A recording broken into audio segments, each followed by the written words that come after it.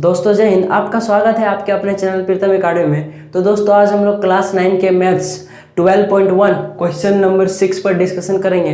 तो सबसे पहले क्वेश्चन को हम लोग समझते हैं, उसके बाद सॉल्व करते हैं। तो क्वेश्चन है आपका, एक समद्विबाहु त्रिभुज का परिमाप क्या दिया हुआ है। एक समद्विबाहु त्रिभुज दिया हुआ है का परिमाप 30 सेंटीमीटर है। परिमाप कितना है, 30 सेंटीमीटर है। और उसकी बराबर भुजाएं कितनी दी हुई है, 12 सेंटीमीटर लंबाई की है। इस त्रिभुज का क्षेत्रफल याद कीजिए। हमें क्या करना है, इस समद्विबाहु त्रिभुज का हम लोग क्या करना है, एरिया याद करना है, क्षेत्रफल याद करना है। तो चलिए सबसे पहले एक समद्विबाहु त्रिभुज को ड्रॉ करते हैं।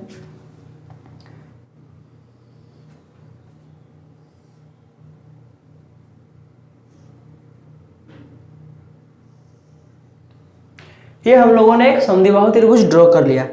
तो ये सिर्फ ड्रॉ करने से काम नहीं चलेगा, सबसे पहले हमें समझना पड़ेगा कि समद्विबाहु त्रिभुज होता क्या है।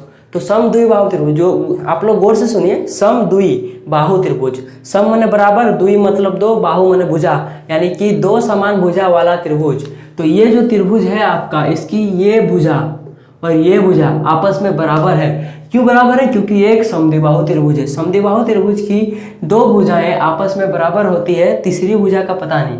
और दो भुजाएं जब आपस में बराबर है तो उसके सम्मुख कोण भी आपस में बराबर होंगे। इस त्रिभुज का सम्मुख कोण ये बराबर होता है और इस भुजा का सम्मुख कोण ये बराबर होता है, इस भुजा का सम्मुख कोण ये बराबर होता है। लेकिन हमें कोणों से काम नहीं है, सिर्फ भुजा से काम है, इसलिए हम लोग सिर्फ भुजा को देखते हैं।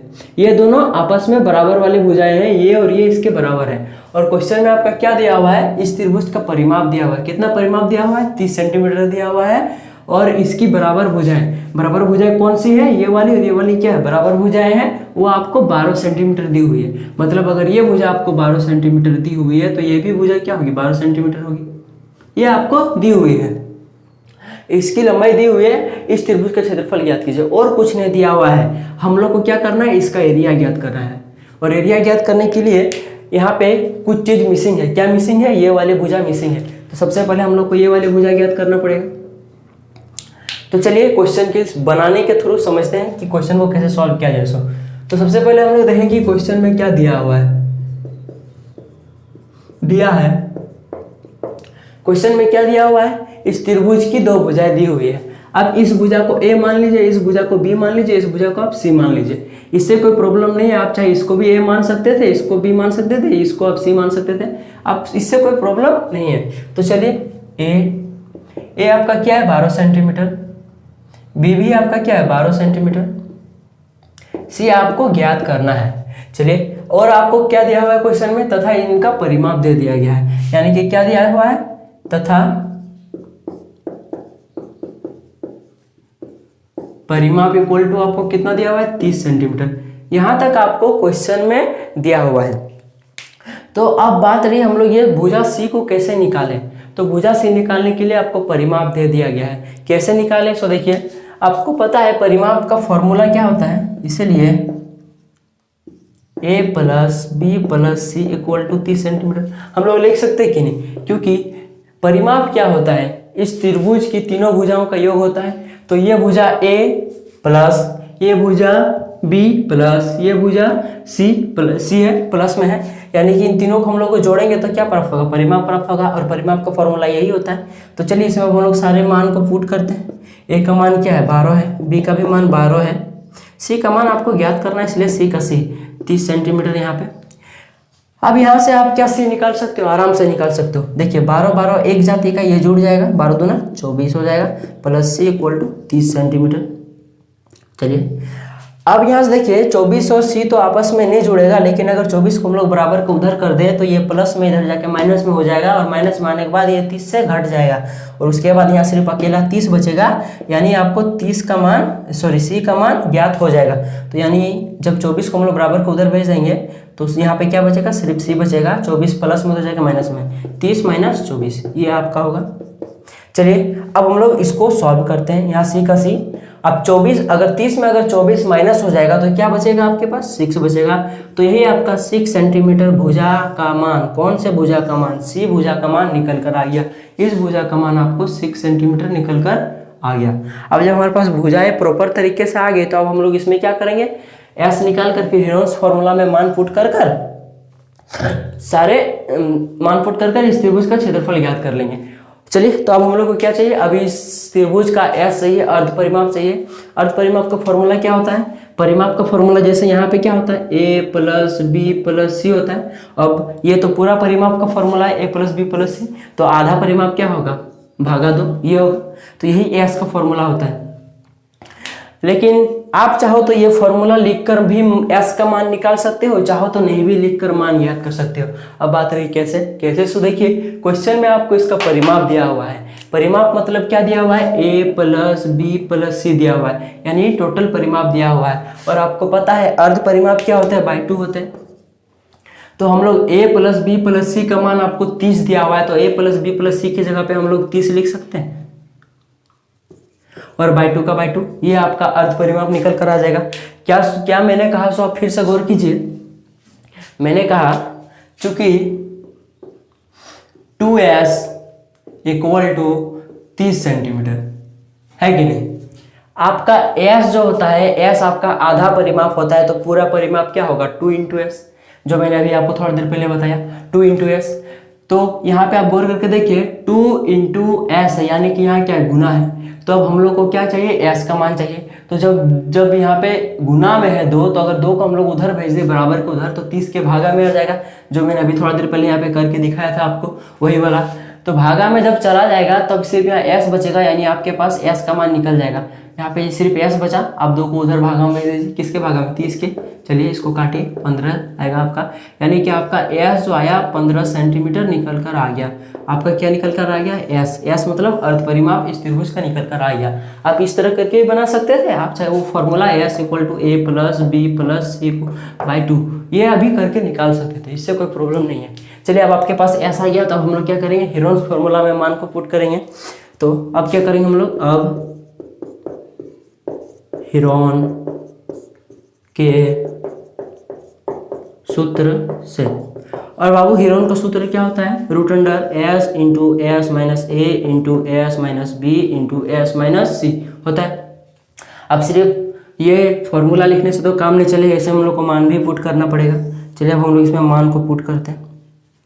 एस का मान क्या है आपका पास, 15। चलिए यहाँ भी क्या है, एस इंटू एस माइनस ए, तो एस का मान क्या है 15, माइनस का माइनस, ए क्या है आपका, देखिए ए का मान आपका 12 सेंटीमीटर है। चलिए 12 लिख देते हैं। यहाँ भी एस का मान क्या है 15, बी का मान क्या है 12, एस का मान क्या है 15, सी का मान आपका यहाँ पे निकला था, देखिए 6 सेंटीमीटर, यहाँ भी देख सकते हो 6 सेंटीमीटर। चलिए अब हम लोग क्या करेंगे, इसको सॉल्व करेंगे।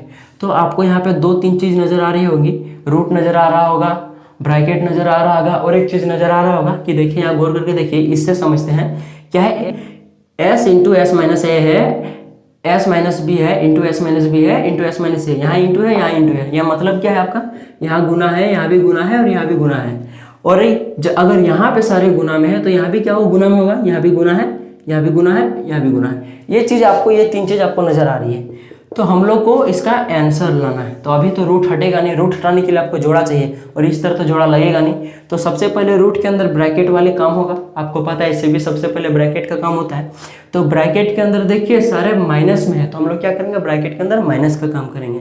तो ये 15 का 15, अब मैंने अभी कहा है ये सारे इंटू में है, यहाँ इंटू है इसलिए यहाँ का गुना। चलिए अब हम लोग क्या करेंगे, इस ब्रैकेट को सॉल्व करेंगे, फिर इसको करेंगे, फिर इसको करेंगे। इस ब्रैकेट को सॉल्व कीजिए, 15 में अगर 12 हो जाएगा तो कितना बचेगा, 3 बचेगा, आपका 3 आया।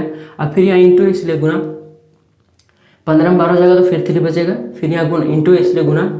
अब 15 में जब 6 जाएगा तो कितना बचेगा आपका, 9 बचेगा, इंटू का 9 बचेगा आपके पास। अब यहाँ तक हम लोगों ने सॉल्व कर लिया। अब हम लोग इसको जोड़ा लगा सकते हैं। तो आप यहाँ पे गौर करके देखिए, थोड़ा ध्यान से देखिए, मैं आपको यहाँ समझाता हूँ। देखिए रूट का आपके पास 15 इंटू 3 इंटू 3 इंटू 9 है, ये आपका।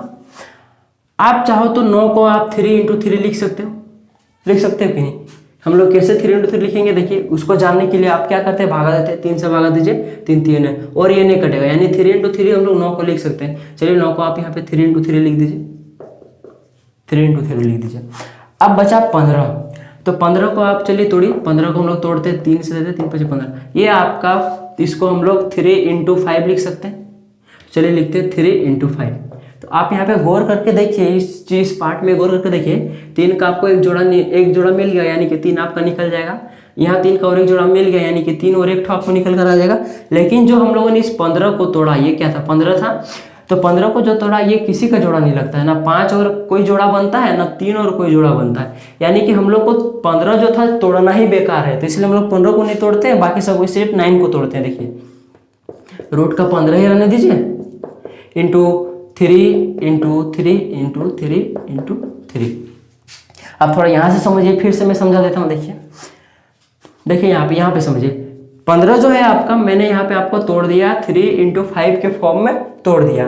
अब इसको एक स्टेप सॉल्व कीजिए, आपको अपने आप समझ में आ जाएगा। देखिए हम लोगों ने सारे छोटे छोटे अभाज्य संख्या के रूप में तोड़ दिया इसको। अब इसको सॉल्व कीजिए, 3 का एक जोड़ा है, मतलब 1 और 3 निकल कर आएगा। चलिए 3 इंटू यहाँ 3 का एक जोड़ा है, मतलब यहाँ 3 एक निकल कर आएगा। लेकिन अब देखिए 5 का और कोई जोड़ा नहीं है, ना 3 का और कोई जोड़ा है, यानी कि आपका रूट में 5 इंटू 3 रह जाएगा। अब जब रूट में 5 इंटू 3 हो जाएगा, जब अगला स्टेप जब सॉल्व करेंगे क्या आएगा, 3 3 9 इंटू रूट का इसको भी गुना कर देंगे, 15 आ जाएगा। आप गौर करके देखिए, यहाँ पे रूट का 15 अटक ही गया, और यहाँ पे क्या था, इन तीनों का गुणनफल जो था क्या था, 15 था। तो यानी कि 15 को तोड़ना ही बेकार है, तो 15 को ही रहने देते हैं। चलिए यही मैंने थोड़ी देर पहले आपको समझाया था। 3 का एक जोड़ा, 1 तो 3 बाहर आएगा, इंटू 3 का और एक जोड़ा और 1 तो 3 बाहर आएगा, इंटू रूट का 15 का 15, क्योंकि 15 तो जोड़ा लग नहीं रहा किसी से। चलिए आप क्या करेंगे, हम लोग इसको सॉल्व करते हैं। रूट के बाहर वाले को सारे को एक साथ गुना करेंगे, रूट के अंदर वाले को सारे को एक के साथ गुना करेंगे। तो रूट के अंदर में सिर्फ अकेला 15 बचा हुआ है, यानी कि जो ये 15 है, ये 15 और किसी से गुना नहीं होगा, ये अकेला रहेगा। लेकिन जो रूट के बाहर में है ये जो है ये गुना होगा, क्योंकि 2 को 3 है। तो चलिए इसको गुना करते हैं हम लोग। रूट के बाहर वाले को 3 इंटू 3 को गुना किसी कितना होगा, 9 होगा। 9 इंटू रूट का 15। अब जब ये आ गया तो आप गौर करके देखिए, यहाँ पे इंटू लिखा है मैंने, आप चाहो तो इसको नहीं भी लिख सकते हो, तो मत लिखिए, रूट का 15 आने दीजिए। यही सेंटीमीटर स्क्वायर, यही आपका आज के क्वेश्चन का आंसर है। ये आपको समझ में आ गया, ये क्वेश्चन आपको समझ में आ गया। तो इस टाइप के क्वेश्चन को आपको इस तरह सॉल्व करना है।